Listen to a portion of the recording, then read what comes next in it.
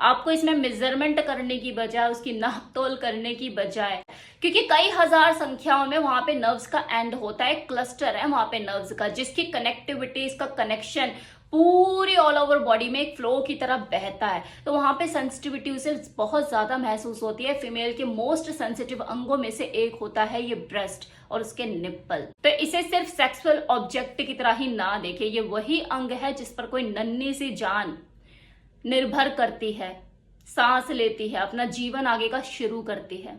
जो पेट से बाहर आ जाता है बच्चा, कुछ भी जब आप उसके साथ एक्ट करोगे, प्ले करोगे, उसे फिंगर से ऐसे दबाओगे या लिक करोगे, टंग से किस करोगे, स्मूच करोगे, मतलब लिकिंग, किसिंग जो भी करोगे, वो अपना रिस्पॉन्ड देगी। वो हार्ड हो जाएंगे निप्पल वहां पे, वो सेंसिटिविटी बढ़ने की वजह से।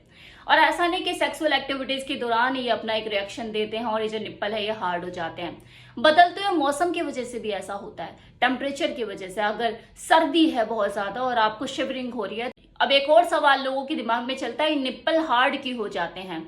हमेशा तो नहीं रहते, बड़े सॉफ्ट रहते हैं, लेकिन कभी कभी कुछ सिचुएशन के अकॉर्डिंगली, कुछ परिस्थितियों के अनुरूप, कुछ साइकोलॉजिकल फिजिकल स्टिमुलेशन के दौरान, सेक्सुअल एक्टिविटीज के दौरान जब आप उसे टच करते हैं, सक करते हैं, लिक करते हैं, तो उसमें सेंसिटिविटी क्रिएट होती है, जिसकी वजह से वो अपना रिस्पॉन्स करते हैं और रिस्पॉन्स में वो हार्ड हो जाते हैं।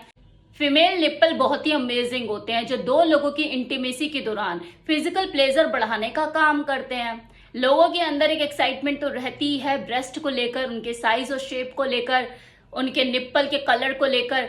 बहुत से सवाल लोगों के दिमाग में चलते हैं, ना केवल मेल के बल्कि फीमेल के माइंड में भी।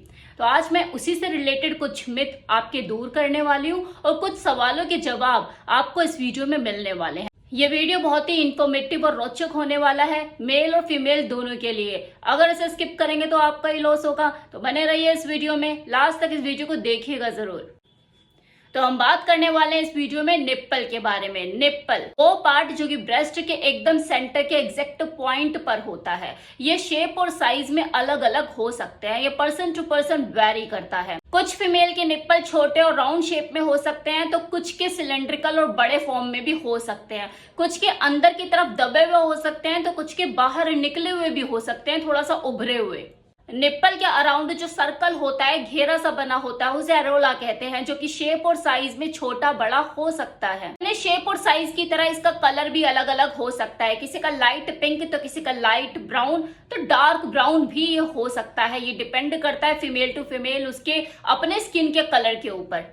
एक इंटरेस्टिंग बात यह भी है कि निप्पल और एरोला के शेप और साइज, इनफैक्ट उसके कलर में भी टाइम टू टाइम बदलाव आ सकता है। वो चेंजेस उसके अंदर देखे जा सकते हैं, जैसे प्यूबर्टी के टाइम, हार्मोनल चेंजेस के टाइम, जब एक जुवेनाइल एज से कोई लड़की गुजर रही होती है, उसके अंदर जो चेंजेस आ रहे होते हैं बॉडी में, तो उसके निप्पल, उसके शेप और साइज और कलर में भी चेंजेस देखने को मिल सकते हैं।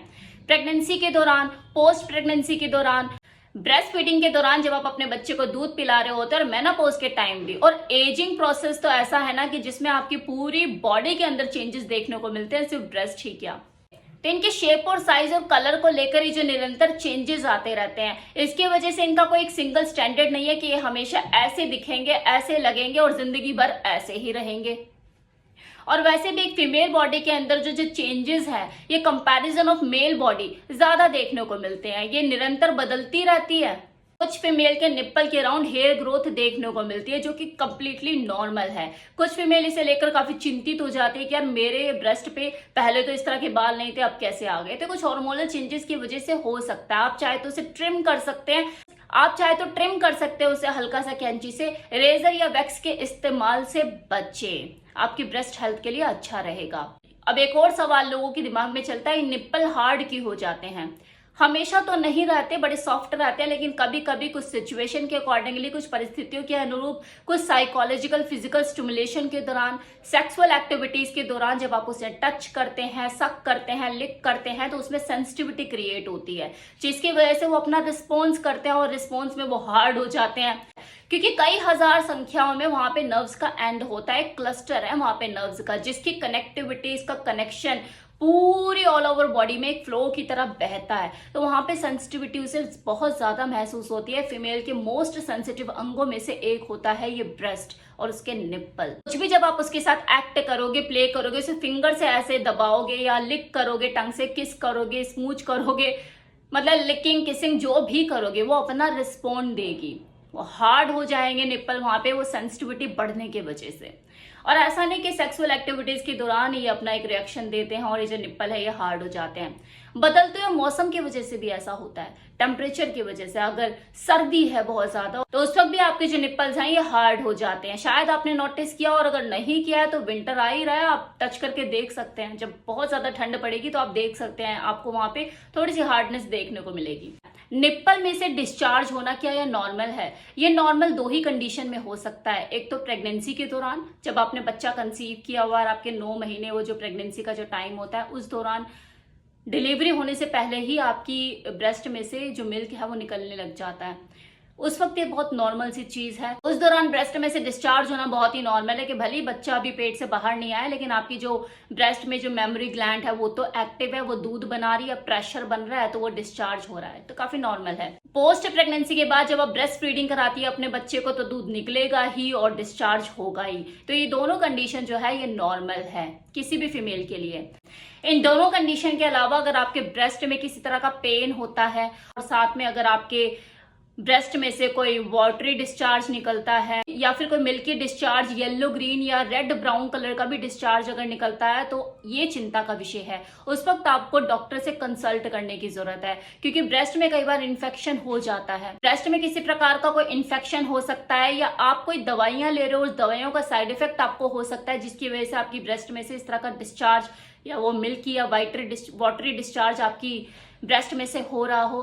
ब्रेस्ट कैंसर का भी कोई सिम्टम हो सकता है, तब भी ये ब्रेस्ट में से डिस्चार्ज होना स्वाभाविक है। दो कंडीशन को छोड़ के प्रेगनेंसी और पोस्ट प्रेगनेंसी आपके निप्पल में से आपको किसी भी तरह का कोई डिस्चार्ज देखने को मिलता है, फिर वो चाहे मिल्की हो, वाटरी हो, येलो ग्रीन हो या रेड ब्राउन, किसी भी तरह का ब्लड स्टेन जैसा आपको कुछ भी देखने को मिलता है, आप जल्द से जल्द डॉक्टर से कंसल्ट करें। किसी तरह की इंटरनल इन्फेक्शन का संकेत हो सकता है, ब्रेस्ट कैंसर का संकेत हो सकता है, कुछ भी। जाते जाते मैं यही कहूंगी कि जो ब्रेस्ट है वो किसी भी फीमेल बॉडी का एक खूबसूरत अंग होता है जो उसकी खूबसूरती में चार चांद लगाता है।